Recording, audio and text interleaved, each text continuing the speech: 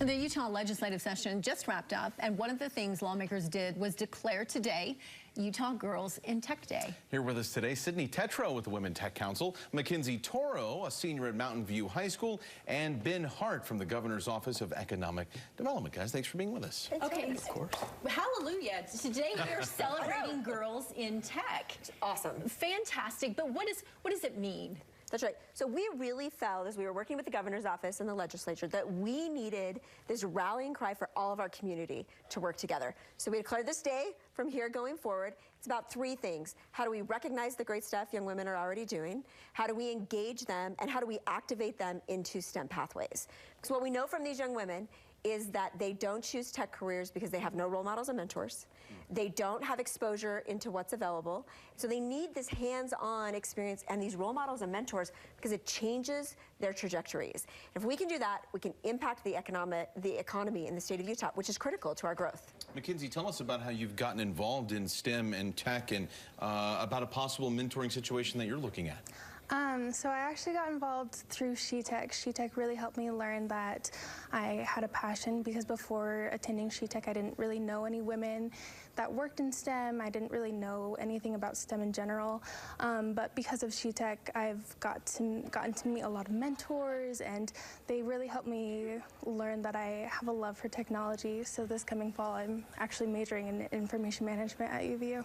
That's fantastic, Wonderful. Mackenzie. And Ben, these are the kinds of girls that we want to keep in this state. We don't want them to go off to California and work in the tech industry. We want them to stay here. Absolutely. And, you know, I think what we're seeing is massive gaps within the economy in terms of tech shortage workers. Simply put, this is a call to action to every business. We need to keep these young women in the state of Utah. We need to give them the opportunity to be in these careers where they're going to be in high demand. We're seeing shortages.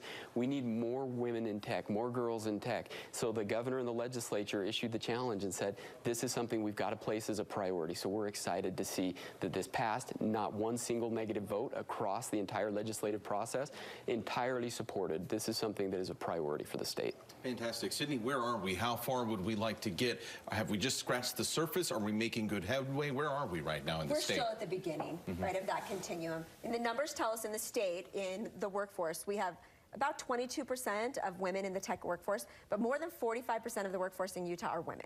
So we got a pretty big gap in creating parity between what those opportunities are. And we actually have fewer women graduating computer science today than when I came through computer science. Oh my gosh, really? So this is a challenge for us, right? How do we, and we have to do it through this mentorship and exposure. So along with today, we created the Girls in Tech Challenge, which is how we want all of these companies to activate. Take the challenge, pick an activity, whether it's community, industry, parents, students, educators, that you get involved specifically in helping these young women, whether it's exposure to and recognizing cool things girls are doing, calling them into programs like our SheTech program. 3,000 high school girls are about ready to come together. Get your daughters, into that program. But it's also about just this ongoing investment from all of us, every one of us, into finding these young women and giving them new opportunities that they cannot imagine. Well, Sydney, Mackenzie, Ben, thank you all so much for being here, and high five to you. Yeah, best of luck. That's great. Yeah. Love that story. Well Just done. one of more that we want to hear moving forward. Guys, thanks.